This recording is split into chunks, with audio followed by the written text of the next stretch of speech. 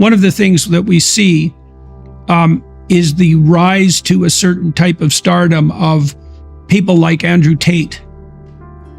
And the Andrew Tate phenomenon has really interested me because I have some sympathy for him. Now, it's limited, but it's limited in the way that you just described. So you could imagine that the worst form of immaturity, the most counterproductive form of immaturity would be something like, well, the Freudian oral stage. If we reformulated that in more modern terminology, that would be something like prolonged infantile immaturity. So you're basically stuck as a dependent, right? And so you have all your locus of control is external. All you do is whine to get people to deliver to you what you want. Now, that's perfectly acceptable if you're 6 months old, although you could even use smiling at that point and as an invitation. But then you might imagine that if you are stuck at that dependent stage and you have a impulse for maturation, if someone who was more narcissistic and aggressive came along, they would actually look attractive to you because, first of all, it's better to be a narcissistic extrovert than it is to be a dependent infant.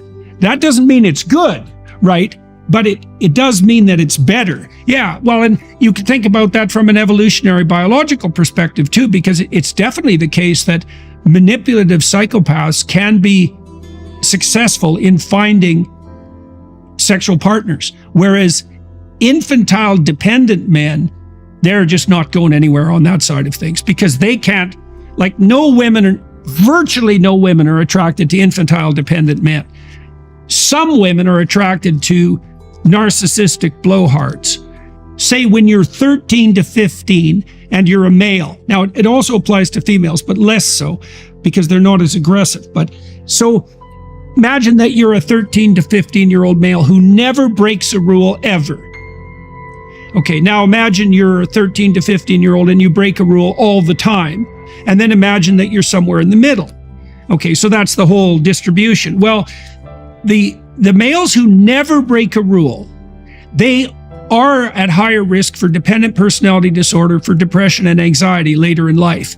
Now, the ones on the other end of the spectrum are much more at risk for lifetime criminality, let's say, and substance abuse, violence, and all that. So there's pathology associated with both extremes with regards to rules. Now, the kids in the middle, they are going to experiment. And so now you can imagine that if you're a kid who comes from a good home and you're pretty rule oriented, there might well be a time between the ages of 13 and 15 or 16, something like that, where it's actually appropriate for you to admire the rule breakers to some degree, because that's one of the things that pops you out of that childhood dependence on your parents, right? But hopefully you would supersede that as you mature, and that is the pattern for most men, right? I mean, criminality drops off like mad around 25, and so does substance abuse, something like that. And that's often when men who are like women like men 4 to 5 years older, and so it makes sense that it's about 25 or so that men start to get their act together.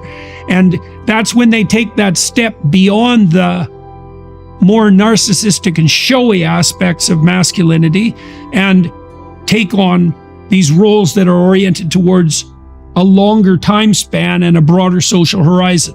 A relevant study by psychologist Terry Moffat explores the developmental taxonomy of antisocial behavior, identifying a clear pattern where adolescent limited offenders engage in risk-taking behaviors but typically abandon them as they mature. This mirrors the developmental process Jordan Peterson highlights, especially the shift young men experience from rule-breaking to adopting more stable behaviors around the age of 25.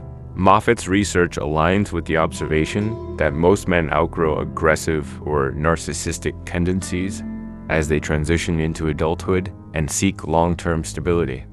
From a philosophical standpoint, Nietzsche's concept of Übermensch, or overman, offers a lens through which we can analyze this maturation process. Nietzsche proposed that the Übermensch rises above societal norms and base instincts, crafting a more meaningful existence. In Peterson's interpretation, young men initially admire rule breakers like Andrew Tate, because these figures seem to offer freedom from dependency. However, the true mark of maturity is transcending this phase, much like Nietzsche's Bermensch, to create a life defined by responsibility, long-term thinking, and social cohesion. In his commentary, Peterson is attempting to explain why figures like Andrew Tate resonate with young men. The appeal lies not in their ultimate virtue, but in their ability to shake these young men from prolonged dependence. Peterson's point is crucial. While rule-breaking narcissists may seem appealing to adolescents who are yearning to break free from childhood dependency, it is essential that they don't get stuck in this phase. The danger lies in mistaking these figures for mature role models, when in fact they represent a necessary but incomplete stage of personal development. As men age, they ideally move toward a more socially responsible and self-controlled form of masculinity, abandoning the flashy narcissistic traits that might have once seemed alluring. In summary, Peterson's analysis helps explain the complex interplay between youthful rebellion and the path toward responsible adulthood. While acknowledging the temporary allure of figures like Tate, he emphasizes the importance of progressing beyond these influences to build a well-rounded, mature identity. Let me know what you think about it. Thanks for watching and goodbye.